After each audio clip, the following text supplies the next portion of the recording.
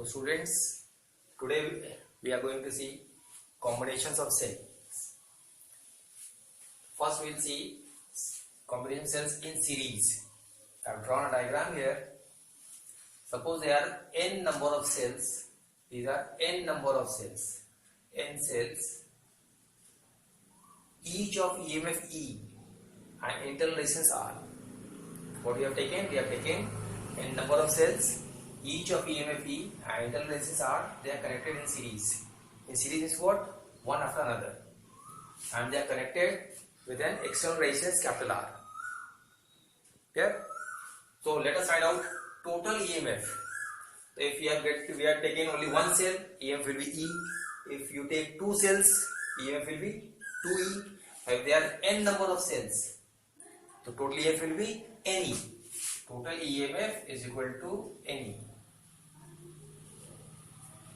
This is the total EMF supplied by n number of cells when they are connected in series. Now let us see total internal resistance.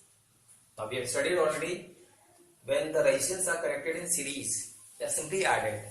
R plus R 2R, then R plus R 3R, so on. Now there are n number of resistance, they all are in series, so total internal resistance will be NR. So total internal resistance is equal to NR. Now this resistance is connected in series with the external resistance R. So what will be the total resistance of the circuit? It will be total internal resistance plus the external resistance R. So this is the total EMF. This is the total resistance NR plus capital R. NR is the total internal resistance and capital R is the external resistance. Now we want current.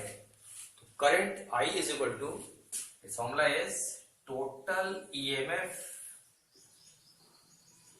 upon total resistance.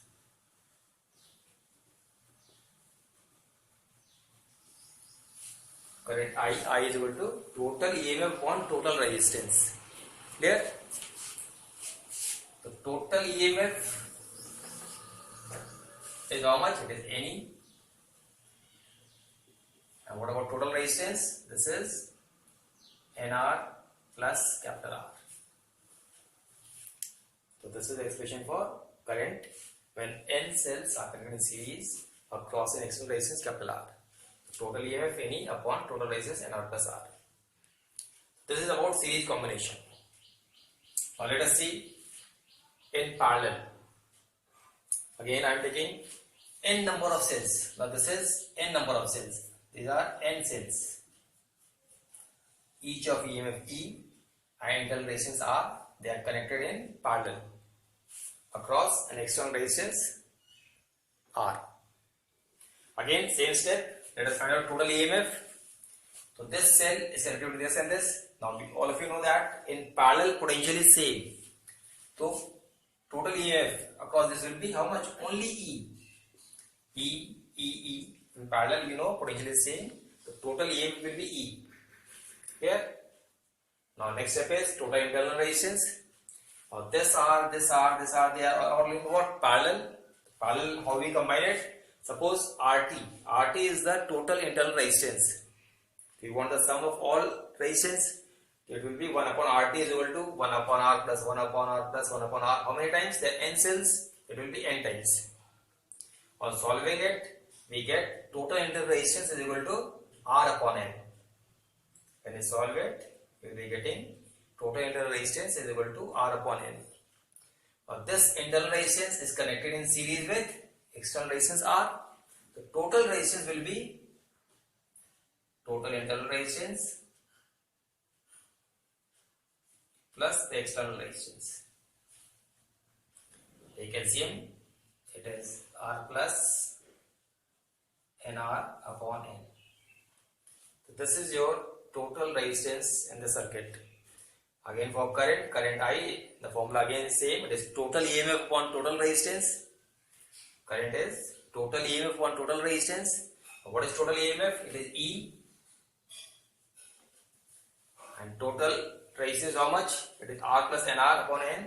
On rearranging it, we get R plus NR. This N will go up. This is the expression for current.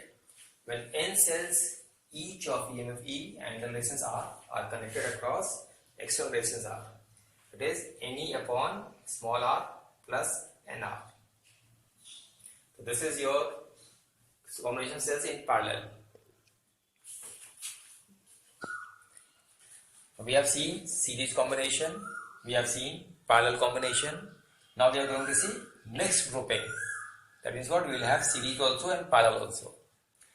I have taken n cells in series. So these are n number of cells, 1, 2, 3, 4, so on, n number of cells. Each of EMF E and the resistance R. Again, n cells here, n cells here, n cells here, so on, and there are n number of types. This is m, and this is your n cells, n number. N cells in series, n cells, and there are m number of rows. 1 row, 2 row, there are m number of rows. So what will be the total number of cells here? N here, n, the total number of cells will be nn. If anyone asks you, what is the total number of cells you have taken? It will be nn. Alright. Again, let us see step by step.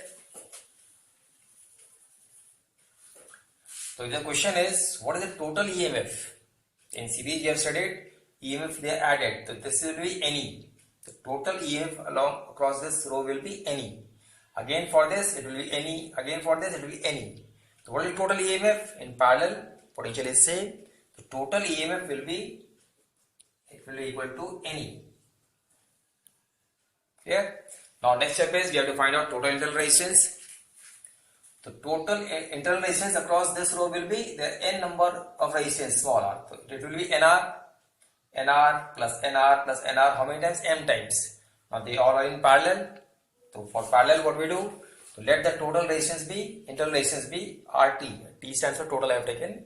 1 upon RT is equal to 1 upon NR for this row, 1 upon NR for this row. So as there are n number of rows, it will be NR plus M times. On solving it, the total internal resistance comes out to be NR upon M. This is your total internal resistance when n cells in series and the m number of rows. Now total resistance will be the internal resistance plus external resistance. It is the total internal resistance plus the external resistance. So this is your total resistance. On taking LCM, this becomes, I am taking LCM here only.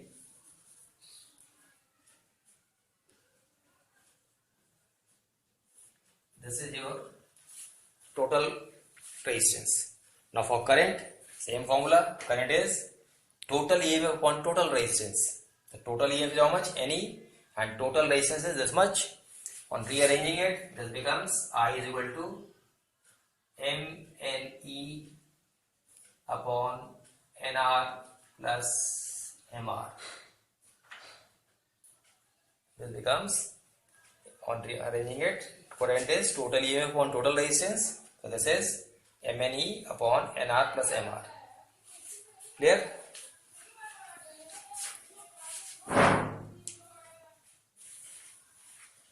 Very important topic, Kirchhoff's laws. Now there are two Kirchhoff's laws. First law, or it is also called loop rule. It is also known as Kirchhoff's current law, that is KCL, Kirchhoff's current law.